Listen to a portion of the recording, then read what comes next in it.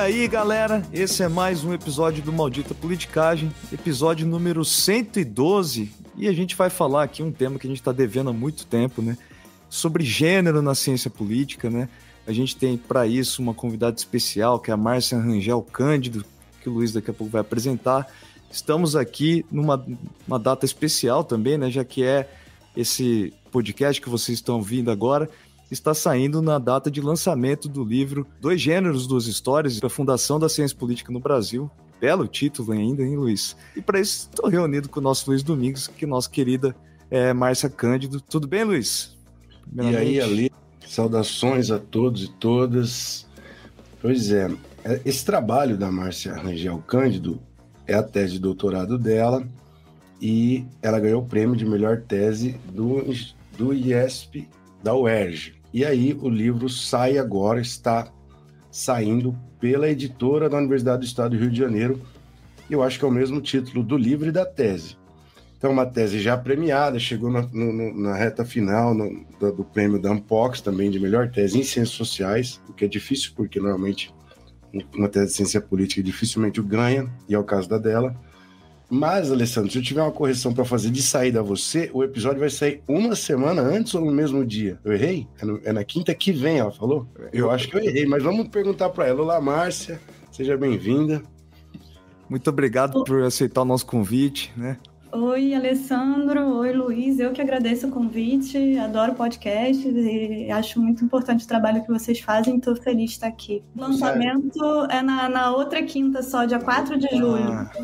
Eu que errei, então, perdão. Então, o episódio vai ter uma semana para circular e angariar algumas pessoas para irem ao lançamento, se tudo correr bem com o episódio, e eu não errar um absurdo aqui, a gente não cometer nenhum impropério aqui, Alessandro. Então, gente, hoje nós teremos um episódio simplificado, né? No sentido daquele monte de enrolação que a gente traz normalmente, né? Aqueles blocos confusos. Dessa vez a gente vai dar maior espaço para a nossa convidada, para ela explicar a relação, né, de gênero com o desenvolvimento da área da ciência política no Brasil. A gente espera que vocês, ouvintes, gostem. Essa é uma área, como eu já disse, que a gente está devendo há muito tempo, mas que a gente tem cuidado de trazer pessoas que são especialistas para a gente não ficar falando, o Luiz não ficar contando causa de querência, né, à toa por aí. Então, no primeiro e o segundo bloco, a gente vai aqui estender essa conversa com a querida Márcia Cândido, e no terceiro bloco, como de sempre, eu e o Luiz, a gente faz aí sim aquele momento de pequenas enrolações e causos típicos dos nossos episódios. Então continue com a gente, cara.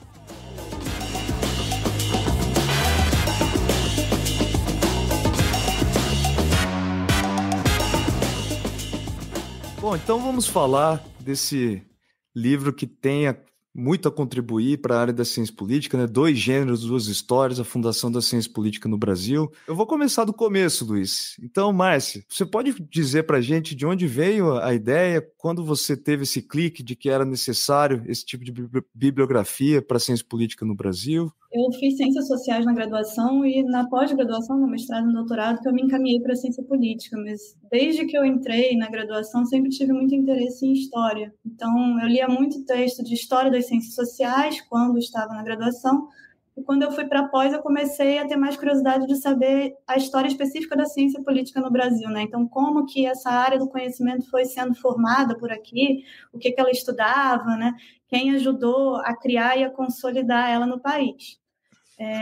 E aí foi começando a me despertar uma curiosidade, porque nos artigos que existiam sobre esse tema, eu via pouquíssimas menções a nomes de mulheres. E, ao mesmo tempo, perguntando para os meus colegas de geração e para os meus professores, geralmente também se repetiam os mesmos nomes. E aí, para dar um exemplo, nessa época eu joguei lá no Google, né, na Wikipedia, sobre a Fundação da Ciência Política, né, e tudo mais, e tinha o verbete Ciência Política, constando um trechinho específico sobre o Brasil.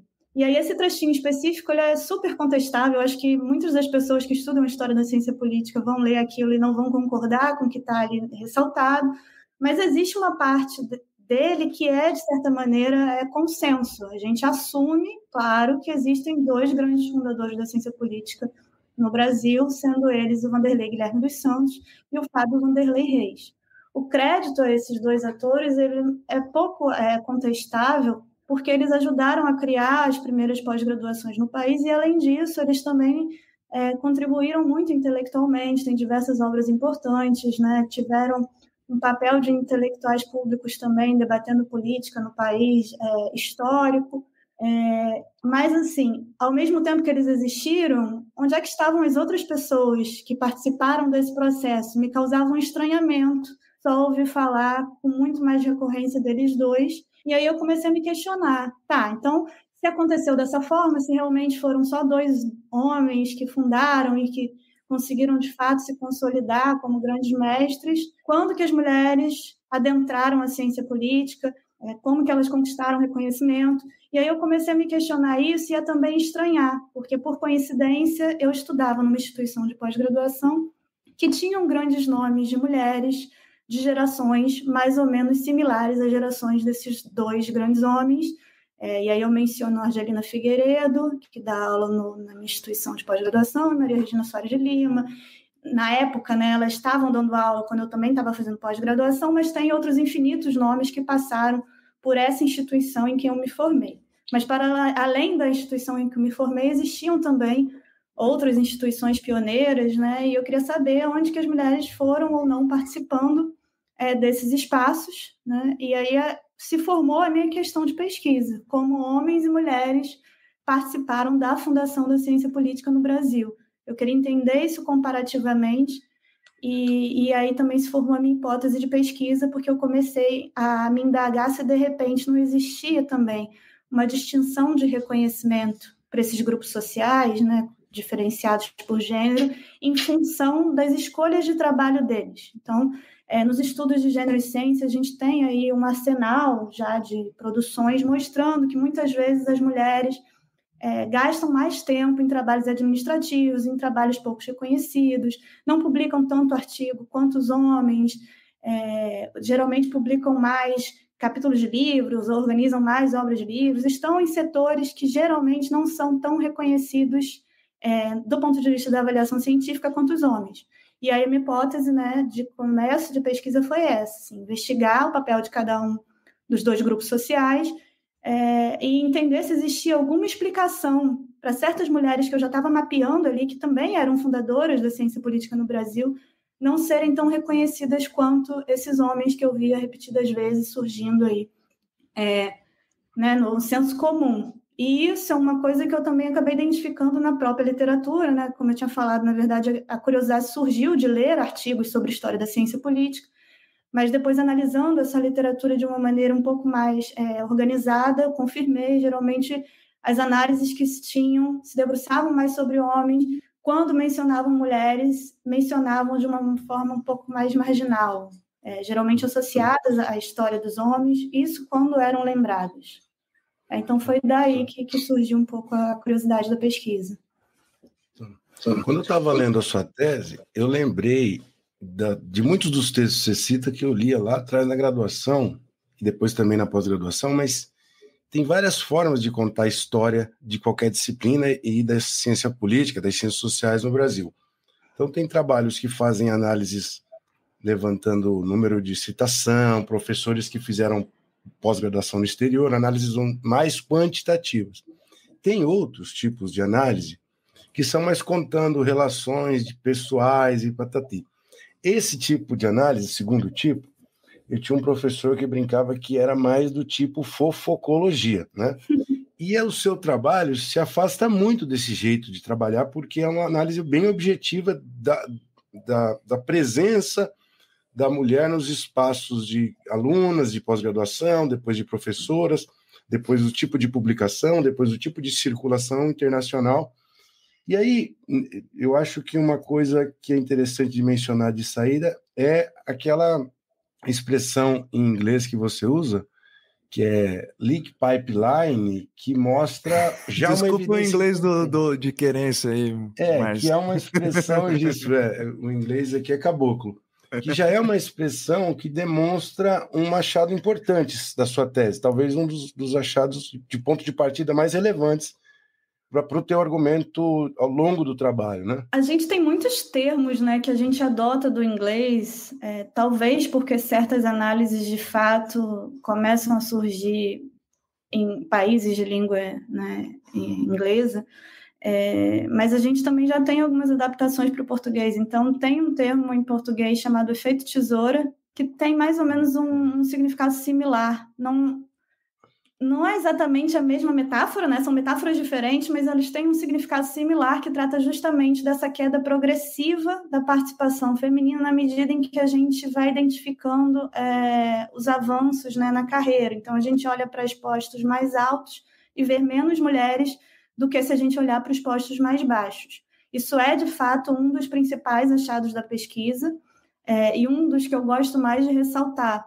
Porque quando a gente compara áreas do conhecimento, a gente tem problemas que são muito diferenciados. Se a gente olha para as disciplinas das exatas, a gente encontra esse problema no topo similar em algumas disciplinas, não todas, né? Porque tem algumas disciplinas das exatas que são piores, mas se a gente olha para elas, a gente vê um cenário similar ao da ciência política. Poucas mulheres como docentes e pesquisadoras com posições formais, né, estáveis nas universidades públicas. Mas se a gente olha para a parte anterior, a parte do quadro formativo, a parte de ter quadro de trabalho já formado, nas exatas a gente não encontra mão de obra, né, para poder ver elas sendo transpostas também para os postos mais estáveis de trabalho. Na ciência política é o contrário, que é o que a pesquisa foi me mostrando e eu não necessariamente sabia quando eu comecei a estudar o tema. A gente tem um contingente alto de mulheres se pós-graduando em ciência política desde o seu período fundacional. Inclusive, um dos dados que eu achei também que me foram surpreendentes foi que em muitas das turmas pioneiros, nas primeiras turmas de ciência política, as mulheres chegaram a ser maioria em algumas delas, em algumas instituições. Então, a gente tem um quadro aí longo dessa desigualdade que é muito grave, né? Porque você tem um número significativo de mulheres passando anos dedicando sua intelectualidade, né, fazendo pesquisa na pós-graduação, para depois se formar, se titular em doutorado e não conseguir um posto estável nas universidades. O grande problema que a gente tem hoje na ciência política é o mesmo problema que a gente tinha no passado. A gente não conseguir reconhecer essas mulheres como quadros relevantes também para estar ensinando dentro das universidades. Só para reforçar um pouco esse argumento, mas não sei se você concorda com isso, mas quando eu falo com os meus alunos sobre esse efeito, em quase toda a área, infelizmente nós temos isso, né? Mas na escola, no ensino médio, ensino fundamental, algo parecido, eles mesmos percebem, chegam à conclusão e percebem isso, né? Na escola, ensino infantil, prevalece mulheres, né? Ensino fundamental ainda prevalece mulheres, conforme vai subindo. No ensino médio nós temos normalmente a maioria masculina, né? E os alunos todos chegam muito fácil nessa conclusão também. Só mais um comentário, assim, na graduação eu escutava muito, porque na graduação em ciências sociais você estuda, no lugar onde eu fiz, né, principalmente ciência política, antropologia e sociologia. Tem outras disciplinas, mas são essas três que na Universidade Federal do Rio de Janeiro a gente tinha que cursar com mais recorrência. E aí, a ciência política nessa universidade já era sempre com mais homens do que essas outras duas áreas. E aí eu escutava muito dos professores, que isso era normal, porque geralmente as mulheres não se interessavam por política. Eu escutei isso mais de uma vez, mais de um professor de ciência política. Então, esse tipo de senso comum, esse tipo de afirmação categórica que as pessoas às vezes dão sobre a sociedade, elas também têm muita força, né? Porque aí eu fui começar a estudar um tema e eu mesmo fui me surpreendendo com diversos dos achados que eu fui encontrando. Eu acho que é por isso que eu sou uma pesquisadora particularmente feliz de ter concluído o doutorado com esse tema, porque ele me surpreendeu de diversas formas. E essa foi uma das surpresas. A gente tem mulheres interessadas em política, sim, elas vão lá, elas estudam, elas fazem pós-graduação, que não é uma escolha necessariamente muito fácil, é difícil para todos, né? E aí elas encontram barreiras para depois disso. Infelizmente, a minha memória de homem, né? Conforme eu fui lendo ali os argumentos que você ia trazendo, eu ia me lembrando que a maior parte das minhas colegas foram realmente desistindo ao longo do caminho, né? Da trajetória. É um efeito que realmente existe. No nosso caso também, a gente vem de um departamento que a gente é muito grato, etc., mas que também carrega, né, essa coisa da maioria masculina. Deixa eu só sistematizar aqui, Márcia, para a gente avançar. No doutorado, o número de homens já é superior. Enquanto professores nos programas, o número de homens vai crescendo. Então, à medida em que a gente sobe nos degraus, o número de mulheres vai diminuindo. E aí, Márcia, acho que dá para... E aí, outra coisa importante que ela disse. Se comparar, por exemplo, com engenharia mecânica, o número de mulheres no mestrado já é baixo. Então, tem menos oferta de mulheres do que, por exemplo, na ciência política. Que de acho que acontece que vai minguando esse número de mulheres ao longo dessa hierarquia, dessa escadinha acadêmica, ao ponto de, no topo, ter o predomínio tão marcado de homens, como você aponta.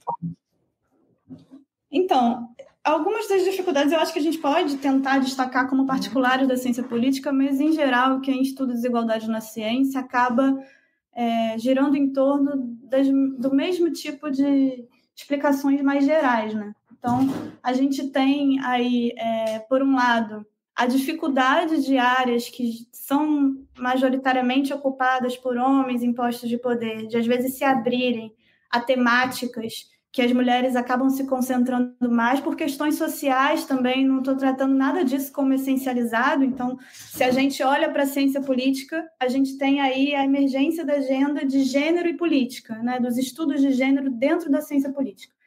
A emergência dessa agenda se deu com mulheres conquistando postos de trabalho mais estáveis na disciplina e conseguindo fazer com que essa temática de alguma maneira surgisse. Mas vocês ainda podem ver os concursos de área, é muito difícil que isso seja uma temática considerada como ponto de concurso para você adentrar as universidades no Brasil, dando um exemplo. Então, a gente tem essa questão aí da dificuldade, às vezes, né, das instituições incorporarem modificações que são advindas com a diversidade. Então, quando a gente tem diferentes perspectivas sociais atuando em certos campos, a gente vê emergir diferentes questões de pesquisa, diferentes temáticas, e vê também uma resistência. Quem sempre estudou outras coisas não tem tanto interesse nesse novo que está chegando. Então, tem essa coisa que pode ser destacada como particular da ciência política, mas também acontece em outras disciplinas. Tem outras questões mais gerais. As mulheres estão mais sujeitas a discriminações de gênero, a serem avaliadas pelo tipo de comportamento que têm, pelo tipo de roupa que estão usando. Isso aí surge em tudo que é tipo de estudo sociológico que a gente tem das interações cotidianas no mercado de trabalho. Também coloco como uma coisa que não é restrita necessariamente à ciência e às universidades, né? Todos os estudos que tentam mapear situações de assédio sempre dizem que a maior parte dos assédios ocorre contra as mulheres, feitos a partir de homens. Então, tem uma situação que é mais adversa. E aí, dando outra característica particular que a gente pode citar, infelizmente, da ciência política no Brasil. O Parenting Science é um movimento organizado de mulheres que são mães cientistas e que tem lutado para fazer avançar a pauta das mães cientistas na ciência, os direitos das mulheres cientistas que são mães, porque a gente, infelizmente, ainda tem também poucas legislações que deem conta, né, de garantir a permanência dela nas universidades, inclusive já no período formativo de graduação, de pós, mas depois também, quando elas chegam a ser professoras e realmente pesquisadoras, a gente ainda tem poucas políticas para lidar com esse período, que é um pouco mais difícil ainda para as mulheres em específico. O Parenting Science fez um levantamento que comparou documentos de avaliação diária de distintas disciplinas acadêmicas, ou seja, elas tentaram observar como que os próprios cientistas de cada área definiam critérios para avaliar a sua área. Estou tentando explicar de um modo mais pedagógico e não tão específico, porque o pessoal da nossa área sabe que eu estou falando dos documentos de avaliação da CAPES. E aí elas fizeram esse mapeamento, e aí dentro das ciências sociais, a gente tem a sociologia e a antropologia no Brasil já considerando a maternidade, então já tentando ponderar que se alguma mulher se tornou mãe durante a pós-graduação, a avaliação de produtividade dela não deveria ser contada da mesma forma. A sociologia e a antropologia já estavam tateando essas questões, e a ciência política nem mencionava a palavra maternidade. Isso mudou, tá? Eu tive notícia que isso vai mudar, que o comitê que está agora está sensível a essa questão e vai mudar, mas demorou um pouco, passou alguns anos com a ciência política tendo esse diferencial. E aí a gente não pode ficar essencializando muito, que quando mulheres entram as coisas mudam, mas mal ou bem, frequentemente a gente vê um pouco isso. É claro que a gente precisa também de homens como atores que são sensíveis à causa, senão a gente não avança. Mas essa brincadeira com a essencialização dos papéis de gênero aí é um pouco complicada, né? A gente, infelizmente, só vê mudanças mesmo, às vezes, com certos quadros surgindo, com mulheres adentrando em posições de poder também. Sim. Outra coisa, eu estou lembrando aqui, né? Eu fiz uma reflexão que a gente recebeu há um tempo atrás, a Verônica Toshi da Flon e a Luna Ribeiro, que fizeram o livro Pioneiras da Sociologia, né? Elas são da Federal Fluminense. E esse livro, uma das coisas que sempre é ressaltado, que me chama a atenção, é que se a gente leva em consideração a obra dessas autoras lá do século XIX, né? Nós teríamos questões que são completamente distintas daquelas colocadas pelos autores homens que a gente normalmente estuda, né? E essa é a principal mensagem, pelo menos, né, da forma como eu transmito isso para os alunos, né? Então é disso que se trata, né? Você aumentar a representatividade, você estaria ampliando também as questões que uma disciplina abre, né? Os olhares, etc, né? Me corrija se eu estiver errado nessa forma, nesse argumento aí, Márcia. Não, concordo totalmente com você, Alessandro. Eu dou alguns exemplos também na introdução do livro. Eu acho que tem um que me pegou bastante quando eu vi, que é a literatura sobre conhecimento sobre política, que frequentemente afirmou uma coisa que a gente também escutava até outro dia nas universidades. Hoje em dia, sinceramente, eu não sei se funciona do mesmo jeito, que a minha perspectiva é que a graduação mudou muito. Então, eu acho que não necessariamente certas afirmações são feitas mais, mas isso é social também, enfim, depende de onde você está localizado, né? A literatura sobre conhecimento sobre política costumava dizer que as mulheres não tinham conhecimento sobre política, faziam surveys, né? Faziam perguntas para mensurar o conhecimento da população sobre política, e os resultados desses surveys já consideravam gênero, então produziam resultados diferenciando homens e mulheres e o que eles respondiam, mas as respostas costumavam mostrar que as mulheres respondiam errado, que as mulheres não sabiam como responder certas coisas. E aí o que certas cientistas políticas foram mostrando quando elas começaram a estudar essa agenda, que se você mudar as perguntas que são feitas à população, se você mudar o tipo de interesse que você coloca como assunto político, as mulheres não só vão responder mais certo, como inclusive podem reverter essa coisa de saberem menos que os homens. Elas podem acabar sabendo mais do que os homens se você pergunta sobre política social, né? Então a gente tem uma segmentação aí do que é historicamente considerado relevante em uma série de agendas de pesquisa que muda se você mudar um pouco o olhar sobre as coisas, e que só muda também o olhar sobre as coisas se você fazer com que essas perspectivas possam falar sobre os seus próprios olhares. Então, o survey, o questionário era feito perguntando sobre o detalhe do partido político. Em geral, homens respondiam melhor, mas, por outro lado, se a pergunta sobre política fosse feita sobre política pública de escola, política municipal de educação, provavelmente as mulheres teriam respostas mais próximas do funcionamento daquela política. É isso que há um viés claro no tipo de pergunta feito por homens para entender a política na sociedade.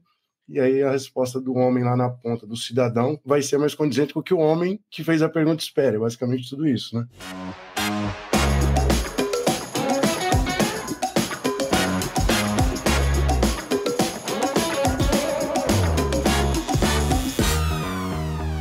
Mas uma parte que eu achei muito interessante do livro foi aquela comparação histórica do surgimento e consolidação da ciência política no Brasil e na Argentina. Você fala também dos Estados Unidos, mas eu queria que você falasse brevemente de como esse contexto histórico de surgimento de Brasil, da ciência política no Brasil e na Argentina impactaram, né, nesse processo de consolidação das disciplinas.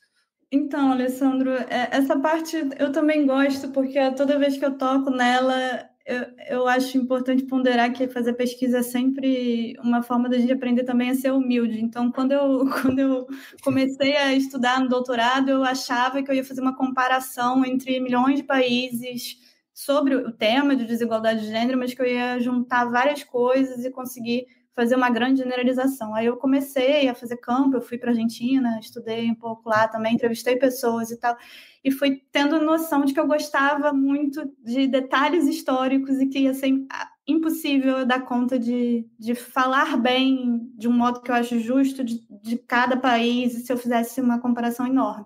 Então, partiu um pouco disso, esse paralelo que eu tento fazer em um dos capítulos, mas também da sorte de eu ter começado pela Argentina. Eu pretendi ir para o México, para o Chile também, obviamente não fui, não estudei esses países, mas eu estar lá na Argentina me permitiu ir fazendo paralelos com o Brasil. E eu dei sorte também, de um ponto de vista da história da ciência política, porque esses dois países eles tiveram pontos de partida temporais relativamente similares em relação à emergência do debate de gênero em suas associações profissionais. Então, para explicar, a associação profissional que a gente tem, geralmente são organizações formadas por professores e pesquisadores de uma certa área do conhecimento, no caso da ciência política, que tem várias funções, né? Uma delas é colocar certos temas de pesquisa na agenda do dia. Então, tanto a Associação da Argentina quanto a Associação do Brasil começou num período relativamente similar a valorizar, tratar das desigualdades de gênero entre os cientistas políticos. Só que as razões para isso foram diferentes. A Argentina estava vivendo um período super conturbado, como sempre, né? Porque eles são muito ativos, estão sempre nas ruas e os movimentos feministas de lá são muito ativos. Mas o Ni Una Menos estava explodindo lá, então o debate sobre a violência de gênero estava muito forte também dentro das universidades. Toda a Universidade de Ciências Sociais é cheia de cartazes, é cheia de debates, né? Costuma ter um movimento estudantil muito forte, mas na época que eu visitei as universidades de lá, existiam muitos cartazes falando sobre violência de gênero, era Ni Una Menos para todos os lados. Então, tinha essa presença forte que estava também nas ciências sociais e nos departamentos de ciência política e convergiu com a própria associação de ciência política lá parecer estar se atentando mais a esse tema da violência de gênero. Né? Tiveram casos absurdos lá que saíram nos jornais, né, de feminicídio, e a associação de lá se tornou sensível a isso a ponto de começar a desenvolver surveys que perguntavam sobre situações de assédio, sobre situação de agressão. E no mesmo período temporal, a Associação do Brasil começou a se preocupar também com a história da ciência política no país, com uma perspectiva de gênero. Isso não nasceu do nada, né? Em gestões anteriores, a preocupação com a memória da ciência política brasileira já estava se desenvolvendo, já tinham lançado um livro voltado à memória da ciência política no país, mas não tinha tanto uma perspectiva de gênero, que foi desenvolvida a partir da gestão da Flávia Biroli, com o Fernando Guarnieri, e aí chegaram a publicar um livro específico sobre isso. Então, a Argentina e o Brasil tiveram esse encontro temporal de fazer isso mais ou menos na mesma época. A partir de causas que eu considerei diferentes, né? Lembrando que as associações profissionais são comunidades científicas, então são um pequeno nicho da sociedade, são representativos só mesmo da comunidade em si, que vive a universidade, que vive pesquisa. Tá, mas esse ponto, se eu entendi, é que a politização mais profunda do debate no seio da sociedade força a instituição acadêmica a politizar mais também. Seria isso? Que aí, no caso da Argentina, o movimento Ni Una Menos, que é Nenhuma a Menos, né? Fez com que lá a Associação Argentina de Ciência Política politizasse mais as suas próprias práticas. Seria por aí? Eu não sei se eu diria isso. Eu acho que teve uma convergência de interesses. Eu não sei se fez a própria associação despertar para uma agenda que estava ali em pauta, né? Acho que eu colocaria assim. No caso do Brasil, o caminho foi um pouco diferente. A gente teve uma mulher assumindo a presidência que já tinha uma atuação no campo de estudos de gênero, um projeto de memória que já estava em continuidade, né? E aí a ABCP, além de lançar um livro, também fez um projeto com entrevistas direcionadas só às mulheres na ciência política para tentar resgatar um pouco, botar elas em evidência dentro desse problema que eu acho que quase todas nós que vivíamos a ciência política já identificávamos, de ter poucas mulheres sendo reconhecidas como as fundadoras ou como as pioneiras. Esse processo também de comparar, ele é legal porque permite que às vezes a gente encontre coisas para valorizar que a gente não necessariamente tinha como dado. Então, o Brasil tem uma história que é bastante particular. A Argentina teve esse momento conjunto aí, mas se você for tentar mapear fundadores da ciência política de lá, geralmente são mesmo nomes masculinos. Assim, pelo que eu pude levantar, uma coisa que eu não fiz, como eu fiz para o Brasil, né? Mas o Brasil ele é bastante diferenciado. Assim, a gente teve grandes mulheres que conseguiram conquistar postos muito importantes já no começo mesmo, atuaram para consolidar a disciplina já naquele momento ali fundacional. E isso distingue o Brasil de uma generalização que é muito conhecida, que é isso: os pais fundadores, homens, fundaram a ciência política no mundo.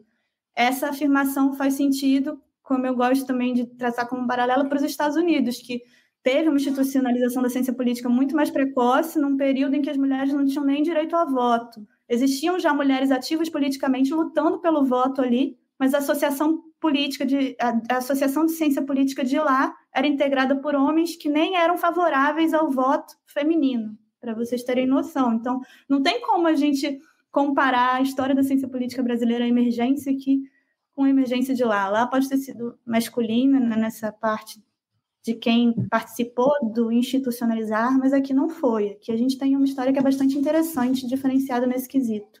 Você também trabalhou com entrevistas com algumas dessas fundadoras, e eu queria que você pudesse colocar algumas entrevistas e algumas ideias marcantes dessa, não todas, porque são muitas entrevistas, né, mas assim, algumas coisas que te marcaram, que chamaram a atenção ao ouvir as fundadoras da ciência política no Brasil.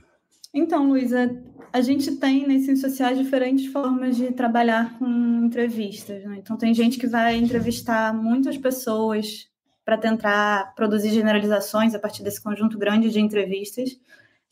Enfim, tem várias formas. O jeito que eu trabalhei na tese foi uma forma de consulta sobre a história da ciência política. Eu perguntava aspectos específicos da trajetória delas, tinha um roteiro, claro. Então, eu entrevistei diversas mulheres seguindo esse roteiro, perguntando coisas específicas de trajetória, mas com o passar do tempo, como eu fui querendo comparar homens e mulheres e eu fui estabelecendo critérios mais objetivos, como taxas de citação, livros lançados, eu acabei não trabalhando tanto com as entrevistas em termos de análise do que foi falado em si. As entrevistas me serviram como pano de fundo para corrigir data, para saber direito se uma situação foi forjada de uma maneira ou não. Uma das informações que eu acho relevante que surgiu numa conversa com a Maria Regina Soares de Lima foi, por exemplo, uma associação profissional de ciência política que surgiu antes da que a gente conhece hoje e ninguém fala sobre ela. Tem uma série de documentos, né? Tem uma série de registros numa revista acadêmica específica chamada Revista de Ciência Política, que foi publicada pela FGV até a década de 90. Nessa revista a gente tem vários documentos que mostram o trabalho efetivo dessa associação, inclusive em relação à IPSA, que é a Associação Internacional de Ciência Política. Mas, enfim, a gente vê que essa associação teve um funcionamento relevante, né? Teve diálogo com os pesquisadores estrangeiros. Vanderlei Guilherme dos Santos chegou a assinar também a ata de fundação dela junto com outros docentes. E aí a Maria Regina me contou que, na verdade, ela nem lembrava disso. Então, assim, é importante para a gente ver também como que as coisas foram se concretizando ao longo do tempo, né? Pode ter sido uma coisa que surgiu ali naquela época, foi uma coisa que animou as pessoas e depois não teve tanta importância. Mas uma coisa que me chama a atenção do trabalho com as entrevistas foi de uma entrevista que eu não fiz, mas que estava no projeto da ABCP, com a Argelina Figueiredo, que é professora do IESP também, e que em um determinado momento, né, ela vai contando como outros professores, também fundadores da ciência política, também chegam a falar que durante sua trajetória elas não identificavam muitas discriminações de gênero, que hoje, com tanto debate dentro das universidades, elas vão percebendo uma coisa ou outra que elas viveram e não entendiam que era uma discriminação de gênero. E aí a Angelina pontua uma coisa que eu acho interessante, que é o fato de que ela tem vários trabalhos em parceria com Limonge, ambos são reconhecidos sobre esses trabalhos, mas muitas vezes fazem referência mais ao Limonge do que a ela, incluindo os trabalhos que são dos dois. Então é uma coisa muito singela, assim, mas que eu gosto às vezes de contar, porque é uma pessoa que não tem tradição nos estudos de gênero, ela é ciência política raiz, inclusive como diversas das fundadoras da ciência política.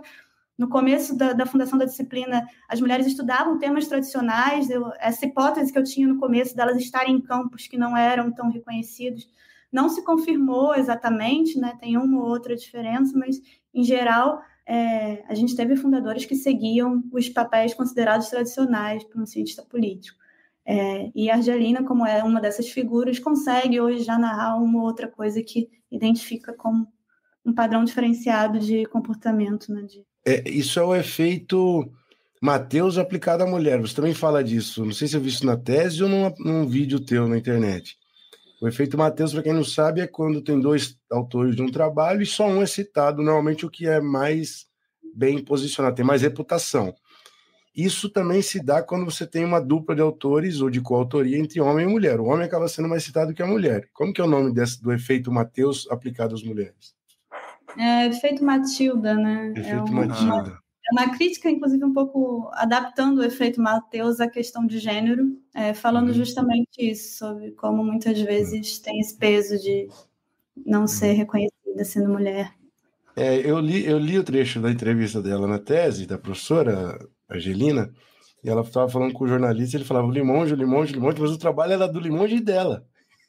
É uma coisa bizarra, né? Pois é, e são essas pequenas coisas às vezes, mas aí tem outras mais graves também, né? Então é complicado. Bom, para a gente não alugar muito você, Márcia, eu queria agora que você falasse sobre esse evento de lançamento, aonde vai ser, quem tiver interesse de ir até lá, se a gente tiver interesse para comprar o livro também, onde estará disponível.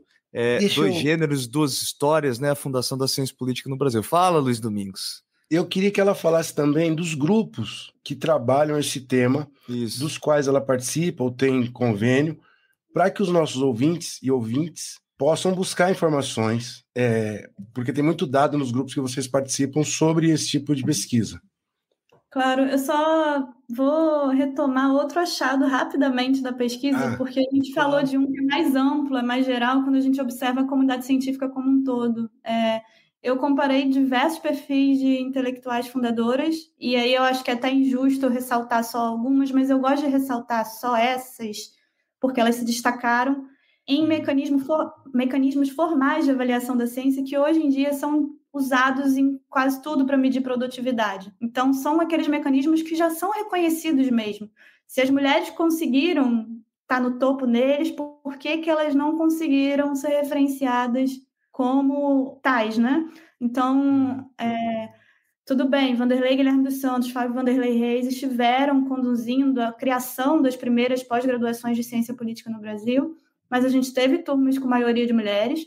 Grande parte dessas estudantes escreveram teses, os primeiros trabalhos de ciência política que foram se tornando clássicos depois da disciplina. Tem muita coisa que a gente lê hoje que foi feito nesse período fundacional. E, para além disso, a gente tem Elie Diniz como a cientista política mais citada no conjunto da sua obra, se comparado, inclusive, com Vanderlei Guilherme dos Santos, que produziu muito e que também é muito citado, ele está logo embaixo, mas, enfim, uma mulher passou ele, Elie Diniz. Maria Regina Soares de Lima, como uma professora que foi a que mais orientou estudantes. Se você vê o padrão de orientação da maior parte dos homens que é considerados fundadores da ciência política no Brasil, eles orientaram muito pouco. Um ou outro chegou a orientar muito, mas os grandes nomes não orientaram tanto quanto a Maria Regina. Ela está lá em cima na quantidade de alunos, né? Formar gerações é uma coisa muito importante também. E Maria Hermínia Tavares de Almeida foi a que mais se internacionalizou. Então, ela publicou muito em outros idiomas, muito mais do que os outros colegas homens. A gente não tem aí, mesmo em dados objetivos, em coisas que a gente valoriza hoje, como produtividade na ciência, justificativa para continuar reforçando essa imagem de que no Brasil a gente só tem homens como fundadores ou que não tem mulheres interessadas em política. A gente tem desde o começo, a gente tem grandes referências para se espelhar também. Perfeito. Mas, enfim, me desculpem se eu me alonguei muito. Vai ter lançamento do livro no Rio de Janeiro, na Livraria da Travessa de Botafogo, no dia 4 de julho, que é uma quinta-feira, a partir das 7 horas. E depois eu também vou lançar com os meus colegas de área de ciência política, né, numa feira de livro, de lançamentos, que acontece no congresso da Associação Brasileira de Ciência Política, que vai ser em agosto, em Salvador. Então, quem puder está mais que convidado, e obrigada mais uma vez, Alessandro e Luiz. Eu queria que você mencionasse por último, inclusive para depois a gente poder marcar nas nossas redes sociais, os grupos de pesquisa que você atua e que trazem dados a respeito do gênero na ciência política e na política no Brasil, para já deixar encaminhado para os nossos Editores. Então, eu estou trabalhando, desde que eu entrei no mestrado, no grupo de estudos multidisciplinares da ação afirmativa, que é um grupo de pesquisa que tem sede no Instituto de Estudos Sociais e Políticos da Universidade do Estado do Rio de Janeiro. E dentre as muitas pesquisas que o GEMA, né, a sigla do grupo é GEMA, desenvolve, uma delas é a linha de pesquisa sobre desigualdade de raça e gênero na ciência. Então, essa comparação, inclusive, que eu fiz em outro momento com as exatas, também vem muito da gente estar produzindo levantamentos no GEMA sobre isso, e também tentando desenvolver essa parte que é o tratamento das desigualdades raciais, que é ainda um desafio, inclusive que eu não dei conta na tese, pela dificuldade que a gente tem de acessar dados. Infelizmente, a coleta desses dados de autodeclaração ainda é muito errática, pouco transparente, então os lugares que coletam para você ter acesso ao dado é muito difícil, de qualquer forma é um dado que também não é exatamente muito bom, porque muitos dos lugares que perguntam isso não fazem com que a pergunta seja obrigatória, então tem uma taxa muito alta de não resposta, enfim, ainda tem muito desafio para a gente pesquisar raça na ciência brasileira, mas pelo menos em gênero a gente já andou um pouquinho. Perfeito, muito obrigado, Márcia, por aceitar o convite nosso. Parabéns pelo livro, né? Pelo livro, desde o título já é muito mais atraente que o normal na ciência política do que brasileira. A sua, né, japonês? Do que a sua. Do que a minha. Do sacanagem. A minha, galera, procurem lá, vocês vão ver um título maravilhoso. Ninguém lê, nem minha mãe foi procurar, a Márcia estava dizendo que a mãe dela, né? Qual é que é o nome da sua mãe? Desculpe, Márcia. Minha mãe é Jane Rangel. Um abraço. Ela está tateando. Um abraço nosso. Mas ela foi muito mais corajosa, porque o título da Márcia é muito melhor que o meu, né? O meu nem minha mãe chegou perto da minha tese, né? Então, o título é importante, galera. Isso é culpa dos nossos professores que ficavam falando para ser claro, né? Aí você faz um negócio que é muito claro e não é nada atrativo. Então, parabéns e obrigado, Márcia. Eu também quero enviar um abraço, brigadão para a Márcia. É difícil agendar, porque todo mundo tem muita coisa, né? Então, a gente demorou quase um mês para conseguir essa sessão com ela, e agora que ela vai ter... Demos sorte que ela vai ter a maratona depois, para lançar o livro. E agradecer e esperar que os ouvintes que se interessaram por isso escrevam para ela e para a gente também, que a gente pode encaminhar o contato dela. E mostrando como que existe, né, uma importância de mulheres estudar ciência política e fazer essa leitura crítica como ela está fazendo, para que a área se torne mais igualitária, seguindo uma tendência das áreas, das irmãs, inclusive, né, da antropologia e da sociologia. Então, eu espero que... Porque os nossos alunos ouvem muito de sociologia e pouco de ciência política. Então, daqui está um tema... uma chave importante para a entrada na nossa área. Seria isso. Obrigada de novo, Alessandro, Luiz, e fico aí à disposição para quem quiser dialogar mais.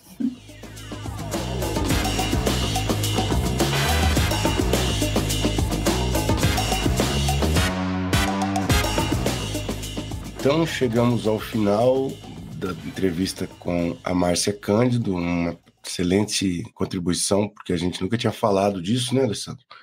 Dois homens da ciência política que nunca abordamos a desigualdade de gênero na ciência política. Então, agradecer de novo a ela e ir para o bloco da conversinha fiada. O que você guardou para a gente a respeito? Tem um caos, Alessandro, para contar a respeito do tema de hoje, da desigualdade de gênero na ciência política? Eu fiquei pensando aqui, Luiz, no acontecer querência, né? Então eu vou me auto-sabotar aqui para nossa história de hoje. Mas uma coisa que me fez pensar, me fez lembrar, aliás, um pouco que a gente discutiu, né, sobre esse prestígio acadêmico, a falta de prestígio acadêmico dado, né, pelos pesquisadores e muitas vezes na área da ciência política. E eu me lembro que eu fiquei durante anos usando alguns artigos, capítulos de livros, na verdade, citando, né, o nome Leopold, e na minha cabeça, né, esse Leopold era sempre, sei lá, algum senhor de idade avançada, né, um clássico da ciência política, mas eu sempre imaginei um homem quando eu estava na graduação, veja só. Só na finaleira do mestrado, eu acho que eu fui fazer umas revisões de referências bibliográficas, Já tinha feito isso, né? Mas eu prestei atenção que era Maria Antonieta Leopoldi, uma das grandes cientistas políticas, inclusive está no livro, né?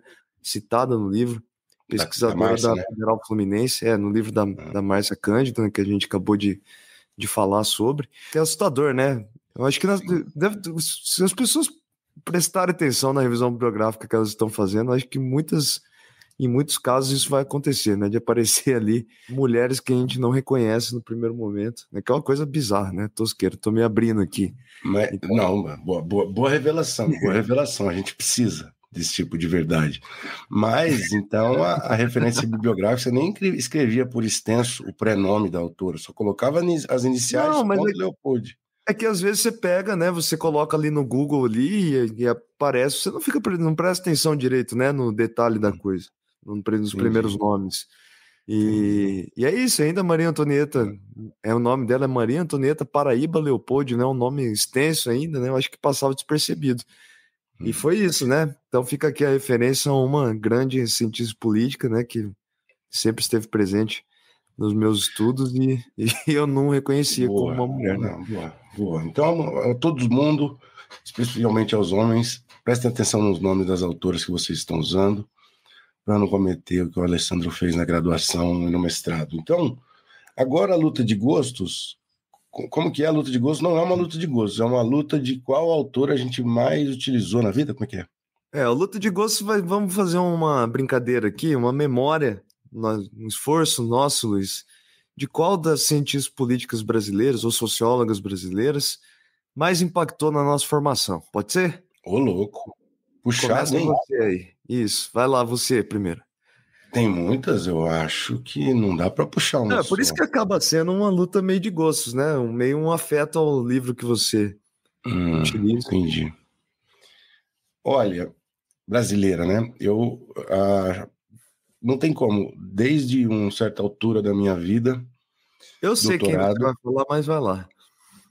O livro da Maria do Carmo Campelo de Souza é um livro divisor de águas para mim e foi muito importante numa parte da minha pesquisa de doutorado, então não tem como não ser ela. É o livro Estado e Partidos Políticos do Brasil e outros que ela escreveu. Mas, a Maria Dalva Gil Quinzo, que também estuda as duas, talvez. Muita coisa japonês. E você? Não, mas essas duas pesquisadoras falam um pouco sobre qual área que elas são. Quem não conhece a obra delas. Uma tese importante da Maria Dalva Gil Quinzo sobre como o Estado varguista gerou um ambiente propício para partidos que dependem do Estado, né? E isso tem um efeito de longo prazo sobre a política brasileira que nunca mudou. Então, os partidos brasileiros sempre tiveram dificuldade de ter enraizamento social, como é em outros cantos, como é, por exemplo, na Europa ou em alguns outros países da América Latina, porque o Estado era tipo uma espécie de polo que atraía esses partidos desde sempre e até hoje. Essa tese é dela, esse livraço, e aí trabalhou em São Paulo, enfim. Faz muito tempo que ela já deve ter falecido, mas é um livro muito importante, de 1978 ou 72, não me lembro agora. Perfeito. E a sua? Para mim, cara, parece baseia um pouco, né? Porque por causa da data recente, inclusive fica aqui a nossa homenagem, né? Mas uma das que mais influenciou foi Maria Conceição Tavares, porque ela trabalhou no BNDES, que foi o meu estudo durante muito tempo, né? Meu objeto de estudo durante muito tempo. Então, Maria Conceição Tavares é uma das que, com certeza, mais influenciou com os seus... E não foram os principais livros mais conhecidos, os livros dela. Na verdade, muitos dos que eu utilizei eram livros sobre a burocracia econômica brasileira, que eram menos conhecidos, e a própria Leopoldi, que eu acabei de citar, né? São duas autoras que aparecem muito na bibliografia sobre burocracia econômica, sobre Estado, tipo de capitalismo, né? Esse tipo de discussão que eu acabava me aprofundando mais. Eu achei que você ia falar da Argelina Figueiredo também. Olha, talvez tenha sido em um determinado momento lá na época do mestrado também. Mas no doutorado, a Maria do Carmo Campelo de Souza. E queria fazer uma observação. Eu acho que é a autora mais importante, que mais influencia o espírito da minha tese, de qualquer autor. Então é ela, assim, para fazer justiça. Ela faleceu em 2006, eu consultei aqui. Pois é, 2006. Maria Conceição Tavares faleceu agora recentemente, né? Das que mais influenciou. Então é isso, né? Fica aí a nossa homenagem às mulheres que a memória estiveram presentes sociais em nossas formações. E agora, uma boa notícia para os ouvintes é que a Márcia nos brindou com 2 exemplares do livro para a gente sortear entre os ouvintes do Maldita Politicagem. Ela vai enviar, nós vamos receber, e o staff do Maldita Politicagem, que somos nós mesmos, vamos providenciar um sorteio. É só tirar o microfone da frente e somos nós mesmos. Mentira, tem uma molecada que tem uma galera que ajuda do projeto, né? Não, o projeto é coletivo aqui de resto, né? Então a gente vai providenciar o trâmite desse sorteio, mas provavelmente vai ter uma coisa no Instagram e outra para os doadores. Falando em doadores, esse é um projeto independente, a gente conta com o apoio de pessoas iluminadas que contribuem para ajudar a financiar os custos de operação, de software do Maldita Politicagem. E se você gostou e acha que o projeto merece vingar, você pode dar uma contribuição financeira para a gente lá pelo apoia.se/Maldita Politicagem. Se não, contribua compartilhando, mande para a família, mande para o seu síndico, mande para os amigos e também coloque 5 estrelinhas ou siga a gente no Instagram para que o conteúdo seja mais visto pelos motherfuckers algoritmos. Agradecemos mais uma vez a Márcia Cândido e damos um abraço para todo mundo que chegou até o final. É isso? Um abraço, galera.